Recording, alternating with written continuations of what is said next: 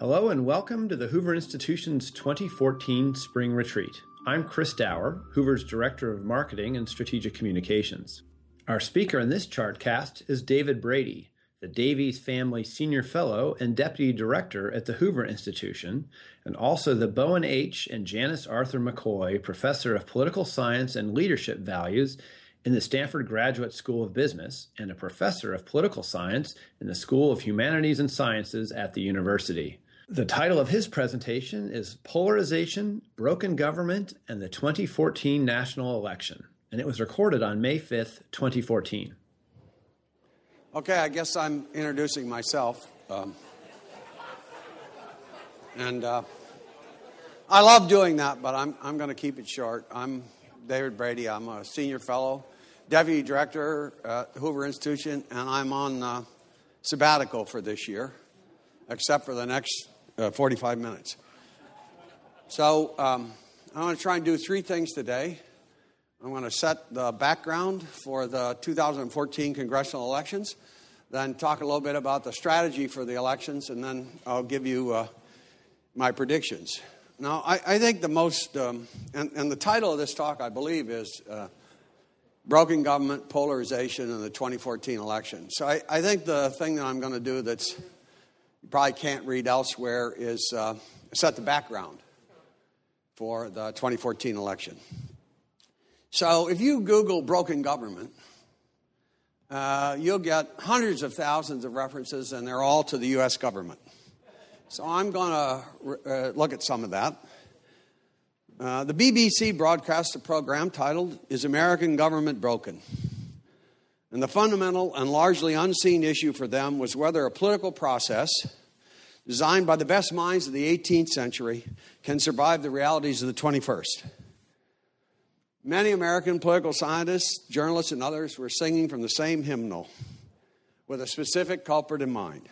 Darrell West of the Brookings Institution asserted that the issue was not governability per se, but the war within the Republican Party. Chris Edwards, the libertarian-leaning Cato, countered by blaming President Obama for not seeking bipartisan support for his big policies, such as the Affordable Care Act. Political scientists Ewan Morgan and John Owens blamed the breakdown of the filibuster, the fact that separate institutions share power, checks and balances, and so on. Make a long story short, the Republican Party, polarization, Rule 22 in the Senate, divided government, it just broken down. Now, Ezra Klein of the Washington Post, now of an internet operation, offered 13 reasons why the government's failing. Washington is actually failing. It's failing to craft policies that make the country better. And it's failing to avoid disasters that make the country worse. The Republican Party, according to Klein, was responsible for 5 of the villainies on his list. The Hastert Rule, the filibuster in the Senate make the list, as do polarization, gerrymandering, and a politicized media, of which, of course, he was not one. And if you actually look, the policy solutions put forward are, well, they're amazing. They range from Fareed Zahara, the CNN guy who talks about everything from health care, apparently knows everything. His idea was to go back to the 50s and have a gigantic government spending program. So if you read, there's all sorts of solutions. Paul Krugman's ideas, we need to spend more money, et cetera, et cetera. Some people propose the opposite. Well, we need to have zero-based budgeting, no new programs, et cetera. Well, my view is that trying to put forward policy solutions without specifying how you do it is reminiscent of the distinction between campaigning and governing. It's great when you're in a campaign to talk about all you're going to do. But then you have to get in and then you have to govern. And that means building support for the policies. And not a single policy that I've seen in my reading on Is Government Broken has the support of anyone other than the journalist, essentially, who's talking about it. So I went back to look and see, is the government really broken? So now I need the first slide. No, that's the second. All right, so this slide looks at economies around the world. It compares the United States to advanced economies, advanced G20 economies, the euro area, and in real GDP, unemployment, hourly earnings, productivity, unit labor costs, that's the improvement in unit labor costs, growth of unemployment and inflation across the board. The United States of America leads all of those groups. Now, it's the case that in some areas, say Canada and Germany, have lower unemployment rates than we do. But it would be hard. It would be very hard, it seems to me, to say that relative, now that's not to say with different policies we might have done better, but the point is relative to all the other countries, industrial democracies in the world, the United States has done better. Some areas, unemployment, as I said, maybe not quite as well. So all of those figures, what do we make from that? Well, I guess what I mean is it's very hard. If you're looking out at the world and you're in France or Italy or some other country, Japan, it's really hard to blame the filibuster, Rule 22, polarization, or the Republican Party for the evils that befall your country. So why is it that, so the question then is, it can't possibly be that what all those commentators are saying is the cause of the breakdown is true.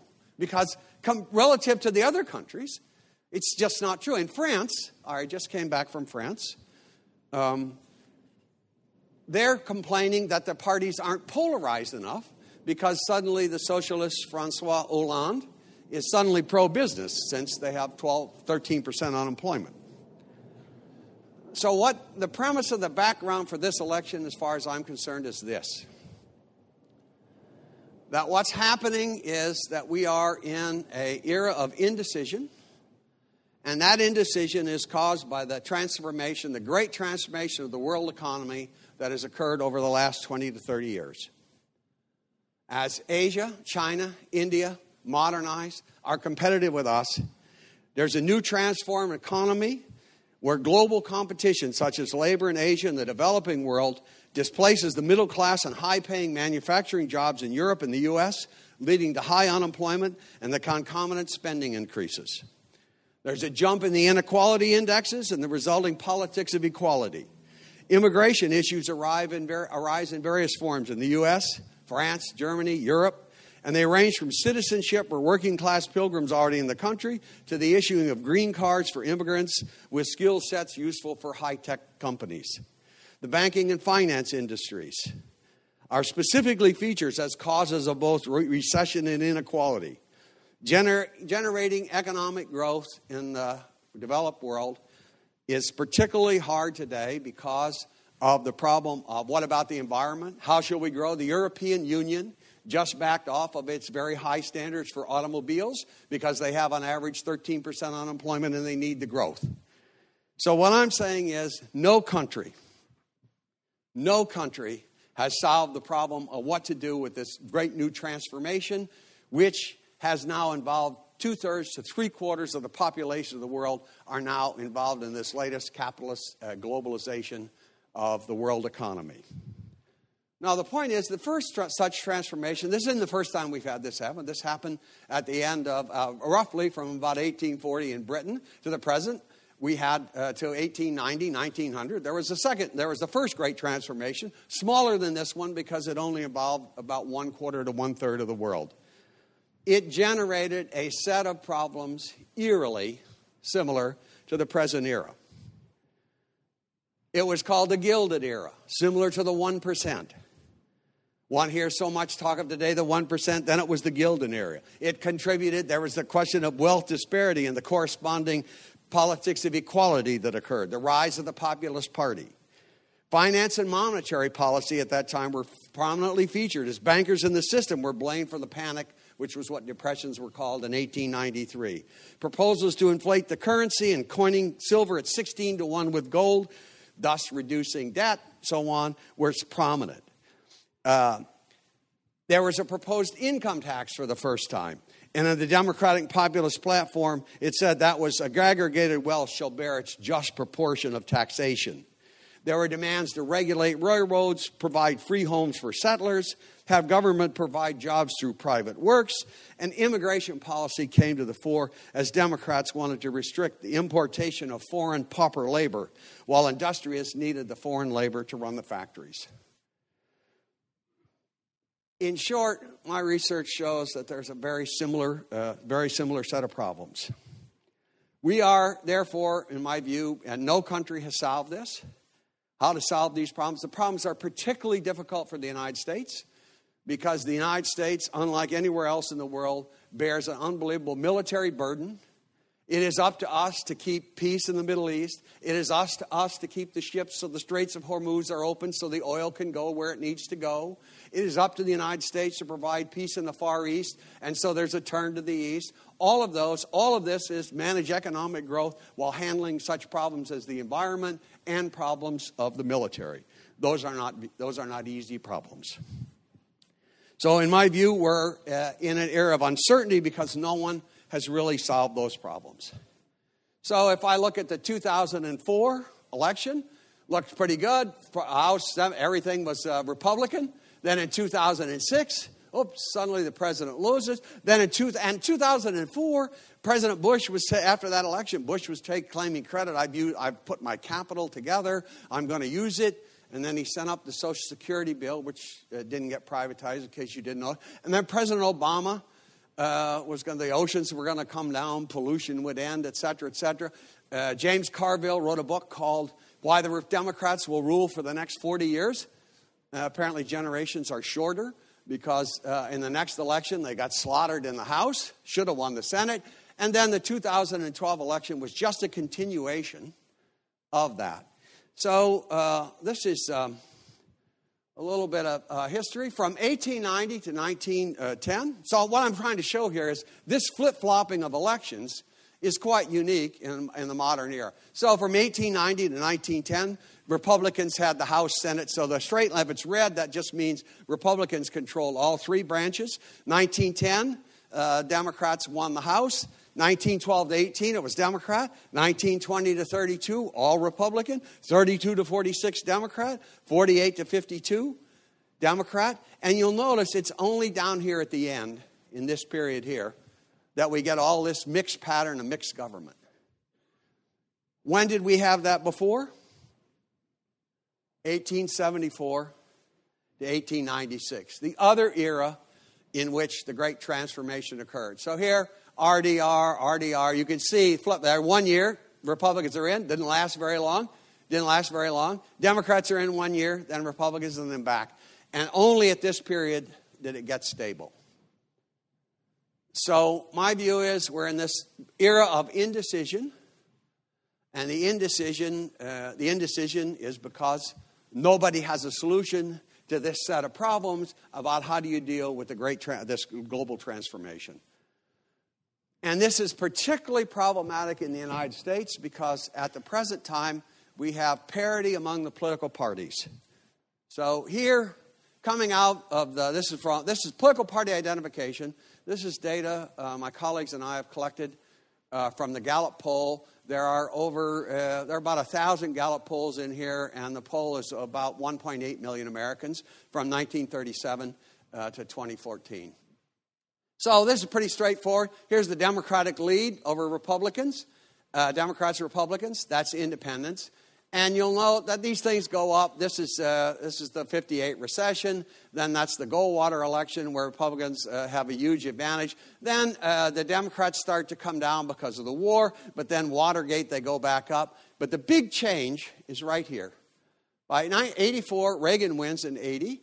But by 1985-86, you now have parity. Essentially, one third is Democrat, 1/3 is Republican, and 1/3 is independent. Today, the numbers are a little different. Democrats have about a 3 to 4% lead over Republicans, but there are more independents than anybody else. And my view is these independents are the people who decide elections. So in 2008, the independents were against the Republican Party, and they were for Barack Obama. In 2010, they said that's enough. So what are these independents? I have more data on this, but I don't have time to show it today. But it's my belief, the following is my belief, that the number of independents has risen because they are happy with neither the Democratic Party or the Republican Party. They do not like the Republican Party's positions on gay marriage, social choice, et cetera, and they don't like the Democratic Party's position on the economy. So the number of independents has risen, and as it rises, they move with the conditions. 2008, the economy's not good. They say Obama over McCain. 2010, they say to the Democrats, we don't like affordable care. We don't like all the environmental stuff. Back off. Get somewhere to where things work. So my view is that independents decide all. And and here's the way it works roughly. So the Democrats in 2012 had about a 4% lead, 32 to 28. There are 40% of independents. In order for Romney to win, he's got to get 60% of the independents, right? So if imagine there's 100 voters and it's 32-28, he comes in with a 4-point lead. Then all Democrats vote Democrat. So you get a 4-point lead for the Democrats. In order to get that, they have to get 60% of the independents. And Romney did win the independents, but he won by about 54%, doing better than McCain did, who lost in 2008. So my view is the key to elections are these independents, and the rise in the number of independents is because people want solutions to the economy and the set of problems that have been generated by this, and the parties are pushing don't have solutions to that problem, and the result is we get all this flip-flopping. So that's the background for the election. That's where we are. It's kind of a flip-flop. It's big uncertainty. So then how will we... Now I want to talk just about the 2014 election. There's two ways to do this. And so when you read the papers, there's causal models. The causal models, they really try to understand how people vote. So probably the dominant causal model, the one I normally use, is retrospective. It says when people go in to the polls, they're looking at the president's party and they're saying, how's the president doing? How's the policies doing? And then if they're doing well, they get reelected. And if they're not, they get beat back. So that's a causal notion where it says people are evaluating essentially the economy. That's consistent with all the economic models like the FAIR model and people who do gross national product and rises in real income. That's consistent with that. But most of the things that a party identification is another one that works. I showed you that. That's also tied to that. Now, predictive models, that's the one the press mainly sticks on. They stick in anything. Public opinion polls, what happened to their dog last night. They'll do anything in the model to get the right prediction. And the further out they are, the worse they are, of course. So that is the further you are from election. So I'm going to watch those. See when you read the models and see what people are predicting. Take a look and see if there's anything really there. So what are the predictors of congressional elections? The generic congressional ballot, where you just ask people, you say, hey, you're going to vote Democrat or Republican. National or state economic conditions, baseline political leanings, party ID, candidate quality, vote intention, and historical tendencies. So I'm going to show you some of that data. Predictions haven't been very good. Short-term forecasts are best. That is, the day before the election, I'm much better than I am now. And I'm even better the day after. I'm pretty sure I understand the New Deal now. Why are the forecasts wrong? Because people in 2006 and 2010, they're missing the wave, the wave motion in the electorate. In 2006, those independents were tired of the war, they were tired of Bush, and they voted on. In 2010, they didn't like Obamacare, and they didn't like cap and trade. So that's what happens. Now, the worst thing, who does the forecasting? Well, there's academic political scientists. We don't get read much. Cook Political Report, Sabato's Crystal Ball, Rothenberg Report. Real Clear Politics, Pollster.com, and then I think one I would boost is Doug Rivers' company, which is YouGov Polymetrics. So here's the generic congressional vote. This is really good news for the Republicans, because if the Republicans are within 3 points of the Democrats, they always do very well in congressional elections, and they are. Okay?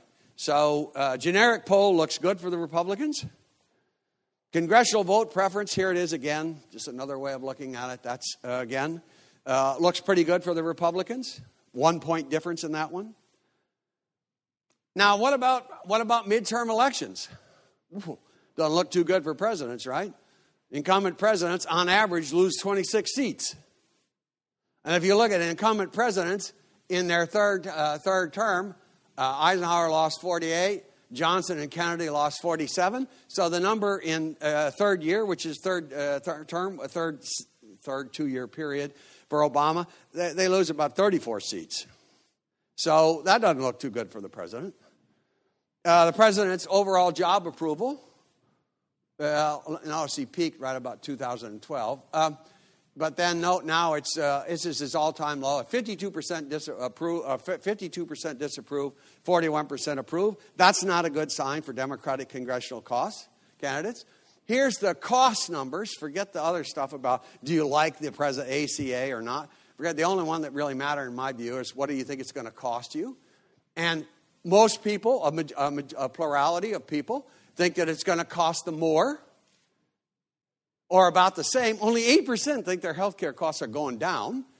And then the country's overall health care costs, same thing, even worse. They think their individual situation is a little worse. But the point is, they think the Affordable Care Act is not going to help them. It's going to hurt them. It's going to cost more. How about the state of the economy? Well, not so good. 71%, not so good or poor.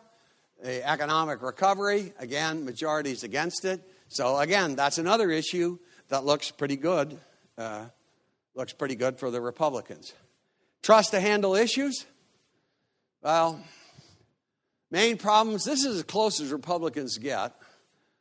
Issues important to women. I've been there.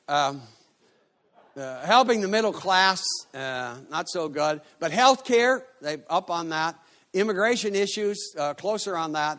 The economy, close on that. And then the federal deficit, they're ahead on that. So actually, relative to history, that doesn't even look so bad for them. Now, what screws up polls?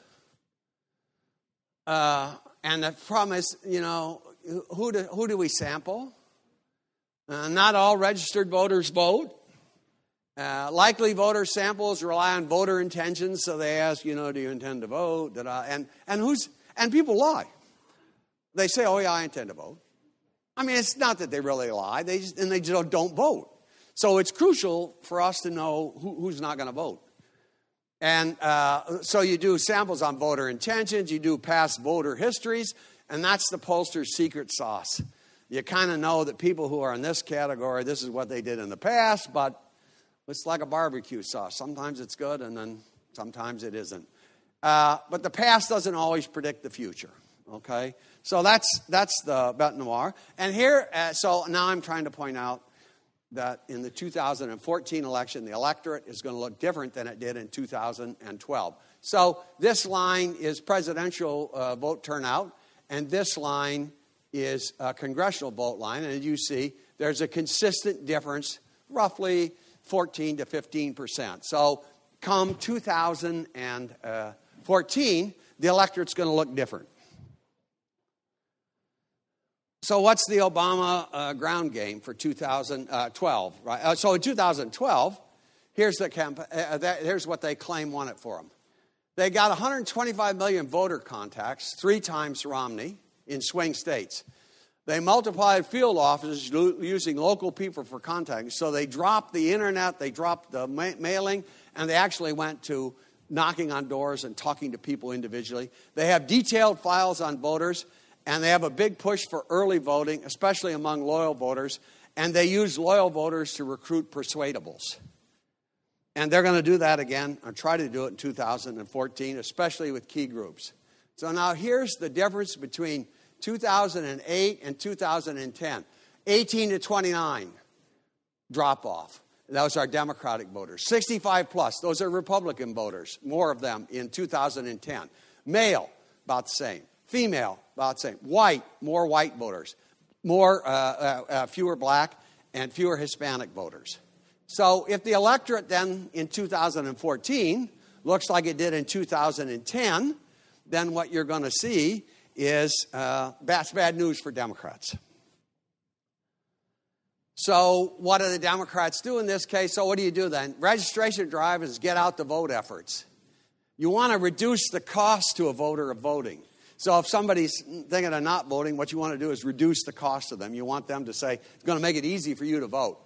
So they got direct ads, direct mail, radio spots, and they want to say the cost to you, the benefit to you of voting is good. So they want to get their voters to say, this is big. The reason John Boehner chewed some of the members of his party out about the immigration bill is because Boehner does not want that to be an issue so that you turn out a whole bunch of Latino voters in the 2014 election because they're not going to vote Republican. So you want to get a bill, you want to get something passed so that takes away from that issue.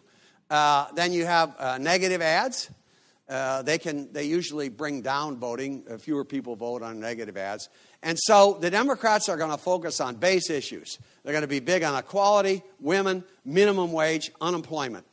Now, these issues are all favored by majorities of the public. So they're going to have votes in Congress on what about the minimum wage. They're going to have votes on equal pay for women. You saw that the other day. And that's what they're going to push because that's an unemployment benefits, extending them. They're going to push those because that's to their advantage. And they have to do an awful lot of that because all the other signs say it doesn't look good. People don't think the economy is doing well. They think the Affordable Care Act is going to cost them more money. So all of those things push the Republicans and the Democrats to do any good have to do that. So, and this is true of both parties. So you sit down, you say, what are you going to do? Who to target? You go after the base or both? Well, I think in this case, the Republicans can be very happy because their base is going to turn out. Why should they vote for you? Well, you need to establish a contrast. Well, you should vote for me because the economy will get better. Or you should vote for me because equality will get better, etc. What should you say? Positive or negative, character issues, and which issues. And the issues are pretty clear, and then the candidates matter some too. So again, the tactics, Democrats are going to try to mobilize their voters. And then you have tough questions on TV, radio, direct mail, social media. And in congressional races, TV doesn't work very well. Because if you are on the if you're from Howard Berman's old district or Waxman's district, you got LA, you put an ad on LA TV, well, that's 13 districts. You've contrasted 13 people, of whom one's a potential voter. So there's real questions about how you're going to do that, what ratio you're going to do them. So non-targeting message is more expensive and inefficient. So they're going to move. So the question of this moving back to personal contacts is very important because it means you can go in the district and one-to-one with voters who matter in your campaign. And the Republicans have done better on this too. Okay, I'm skipping that. So I think what the Republican strategy will be. I think they're going to focus on the Americans for Affordable Care Act and who voted for it. Because so when I look at independents, when I look at how do independents perceive that issue, independents are all the way over the Republicans. If you ask how are independents on the minimum wage, independents are with the Democrats on that. But on the Affordable Care Act, which is big, and the economy, independents are with the Republicans. That is, they're lined up on the same side. So they should. I don't think they need another issue. Some will argue the deficit and the slow recovery will be also featured. You can mention them, but I don't think that's going to do it for. I don't think that's going to do it for very many voters. The issue is going to be you voted for that act. You voted for that act, and you should pay the price. If they move the focus to immigration, I think they could increase Hispanic vote. Okay. Now, this all assumes, so the best prediction I'd give you is Republicans are going to do very well, particularly in the House. Well, what's the problem? Well, this assumes that the Republicans nominate candidates who can win. My view is, had they nominated candidates who could win, they'd already be in the majority. They nominated candidates in Delaware. Joe Biden's son refused to run in the Democratic primary because the Republican congressman was beating him in the polls 70-20. And the Republicans nominated a candidate with 32,000 voters who lost the election. Second, they should have won, my view is they should have won in Indiana, Missouri. In Missouri, Claire McCaskill gave $1.5 million out of her campaign to Aiken. That should be a sign. If the Democratic candidate is giving money to the Republican, that's probably who she wants to run against. And so my view is they lost all those. So here's the deal. In all these the Republican primaries for the Senate are not up. So in Alaska, Iowa, Minnesota, all these states, they have a chance. There are multiple candidates seeking the nomination. So here's the states where I think they have the best chance. In Georgia, Kentucky, Mississippi, Nebraska, these are states that they already hold. Okay. Now, my best evidence is this. The early evidence shows that the favorite, i.e., in my view, reasonable candidate, and I don't mean by reasonable candidates anything about my ideology. I mean by a reasonable candidate, can they win? That's all. Can they win? If you're reasonable, you can win. So the early evidence shows, the few primaries we've had so far, that the Republicans are nominating winnable candidates. So here's the nominee. These two guys that I guarantee you, Paul Brown and Phil Gingrey, both Republicans from Georgia's 10th and 11th, if they get the nomination for the Republican Senate seat in Georgia, they will lose. But at this point, they're down less than 5%, and the leading Republican candidate is ahead quite reasonably. So I base it on that. Okay, so, and here's the primary dates. You can just see there's a whole bunch of them in May.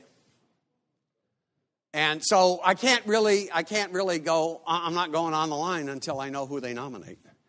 So, predictions. Here's the, note that there are 4 toss-up seats. Colorado 6th, Iowa 3rd, New Jersey, and Chris Gibson, former Hoover military fellow here and a 2-time congressman. And here's the seats that lean Republican, and here are seats that are either open or likely Republican. And so you can see, first point I'm making, what's the point I'm making of this? There are 435 districts, but the action's in a very few states. All right, here's the Republican, here's the Democrat list, a little less. But they've got more toss-ups, and they have fewer likely Democrat and more toss-ups. So if you just use a random model across those, and so here's my prediction. Upside, Republican gain of 5 to 10 in the House. Downside, Democrat gain of 4 to 6. And the result is, in either case, either of these predictions, the Republicans win the United States House. All right, here's the odds of Senate splits. So at 43-57, this is 57-43 Democrat. So as you move up, the most likely outcome at this point, assuming people nominate the right candidates, reasonable candidates, is that the Republicans win the majority in the Senate, 51-49. But that, again, assumes when we put this data together, when you put this data together, you're assuming the best possible candidate for both parties.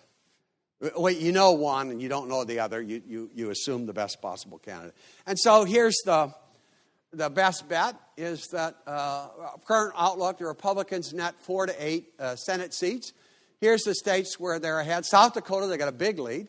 Of course, they had an even bigger lead in North Dakota, and they didn't win.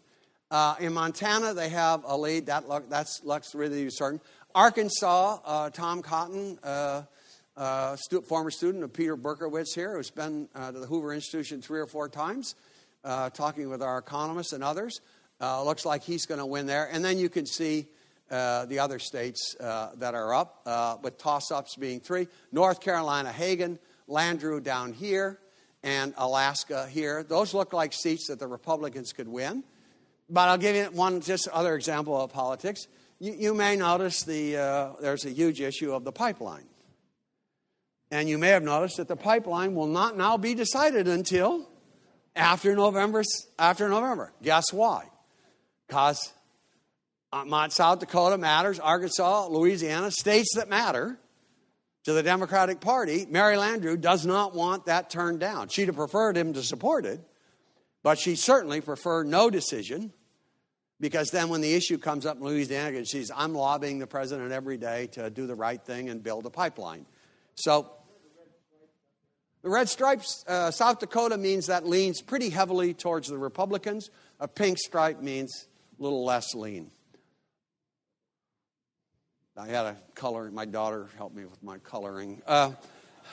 Actually, my grandchildren did that. Okay, so that's it. That's why it says the end. I'm Chris Dower for the Hoover Institution. Thanks for listening. For more information about the Hoover Institution, please visit hoover.org.